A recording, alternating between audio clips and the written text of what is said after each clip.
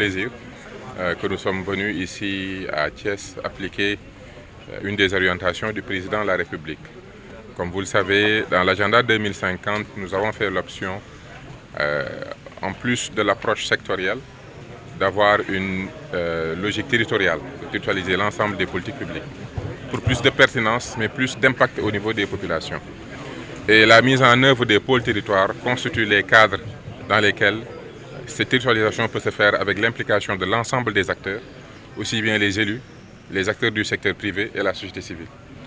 Le président de la République, après validation de la présentation en Conseil des ministres et après une consultation qu'il a lui-même dirigée au niveau du pôle Sine Saloum, nous a instruit de faire le tour du Sénégal pour présenter cette approche à l'ensemble des acteurs. Hier, nous étions à Louga, aujourd'hui à Thiès, et je rends grâce à Dieu parce que nous avons retrouvé ici, comme un peu partout d'ailleurs, des acteurs de la décentralisation qui ne sont intéressés que par une seule chose, le développement de ce pays.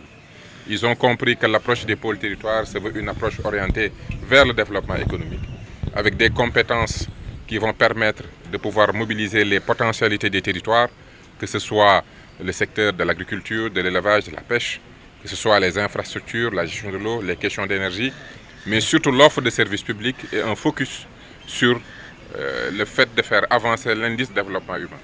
Donc aujourd'hui, c'est avec beaucoup de plaisir que nous avons eu à tenir ces rencontres. L'ensemble des acteurs ont eu à discuter et dans l'ensemble, tout s'est très bien passé. Effectivement, les préoccupations relèvent de l'état actuel de la décentralisation d'une manière générale.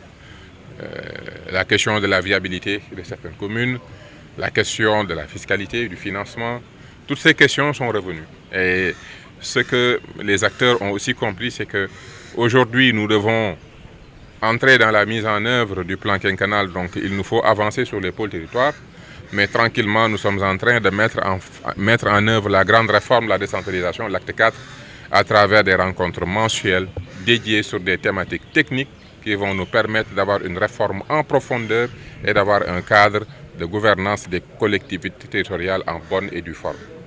Maintenant, le pôle concernant Thiès, c'est un pôle d'une importance capitale, une capacité de mobilisation des ressources, zones aéroportuaires, zones maritimes, zones minières, activités agricoles, tout y est. Et c'est pour ça qu'aujourd'hui, c'est important pour les élus de comprendre le rôle qu'ils vont devoir jouer, le fait que ça va revenir maintenant au pôle territoire de Thiès, de développer une stratégie de développement territorial orientée sur les secteurs clés. Quelle stratégie pour une bonne croissance du secteur minier? Quelle stratégie pour l'industrialisation, par exemple, du manioc, qu'on produit énormément, mais qu'on n'industrialise pas pour le moment?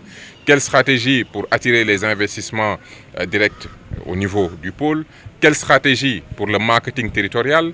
Toutes ces stratégies-là vont permettre à ce pôle de pouvoir jouer son rôle dans la contribution du taux de croissance, dans la lutte contre la pauvreté, dans la génération d'emplois et aussi dans l'industrialisation du pays. Voilà autant d'enjeux sur lesquels nous avons eu à discuter aujourd'hui et je pense qu'aujourd'hui, les acteurs ont compris le rôle hyper important qu'ils vont devoir jouer dans la mise en œuvre de l'agenda 2050 depuis le pôle territoire de Thiès.